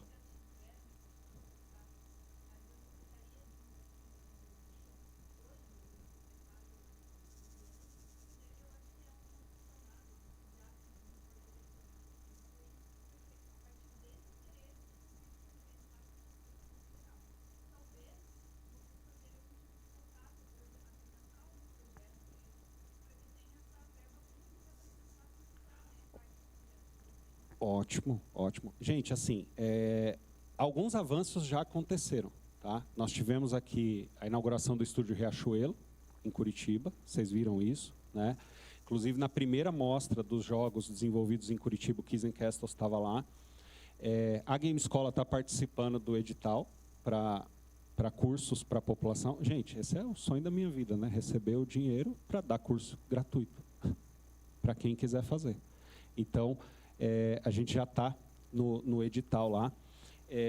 Só que eu comento muito isso dentro da associação. A galera está de olho. Vamos lá brigar, porque tem a Dir Blanc, tem Paulo Gustavo, e a galera está querendo ir só para o recurso da cultura. Mas a gente tem ciência, tem tecnologia, tem inovação. Então, eu vou conversar contigo depois para pegar ali os caminhos para a gente poder trabalhar assim. Obrigado pela dica, mas a gente consegue perceber alguns avanços. Tá? A Prefeitura de Curitiba ela colocou nesse último edital 5 milhões de reais voltados para a cultura. E desses 5 milhões, eu acho que 200 mil são direcionados para games. É muito pouco comparado ao mercado. Só para vocês terem uma noção, sem desmerecer o mercado de quadrinhos, mas para jogos eu acho que tem... para o desenvolvimento de uma demo, parece que só tem um projeto. Para quadrinho, são 10 projetos. Só que a gente precisa entender também a importância histórica. Há quanto tempo a Gibiteca está lutando aqui em Curitiba? Então, o que nós precisamos? Nós precisamos do interesse público também. Nós precisamos de mais projetos aparecendo lá. Eu peguei... O Kids & Castles 2 está como projeto para receber essa verba, vamos ver se passa. E eu estimulei outros instrutores e outros alunos a colocar projetos lá. Só vai ser aprovado um, mas por que é interessante ter um monte? Para que os órgãos públicos consigam perceber que existe demanda para isso também. Porque quanto mais demanda, no próximo edital, a tendência é que mais projetos sejam contemplados, outras pessoas sejam contempladas, e é extremamente importante que a gente participe das audiências, onde as pessoas estão ouvindo ideias para os próximos editais. Por quê? Porque muitas vezes eles não entendem o recurso que eles estão repassando.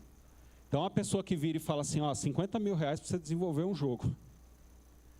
Assim, é muito pouco.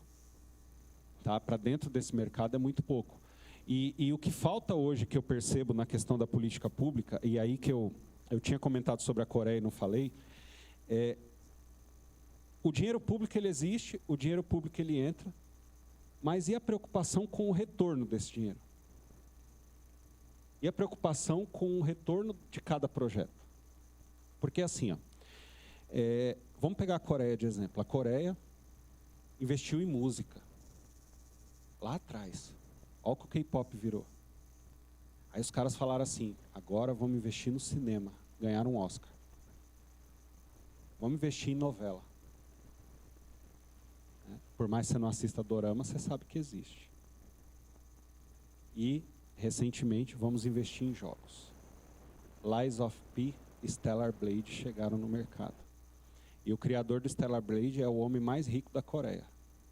E o jogo nem tinha saído para PC ainda. Chegou agora. E com os mods no PC, o jogo vai ser sucesso.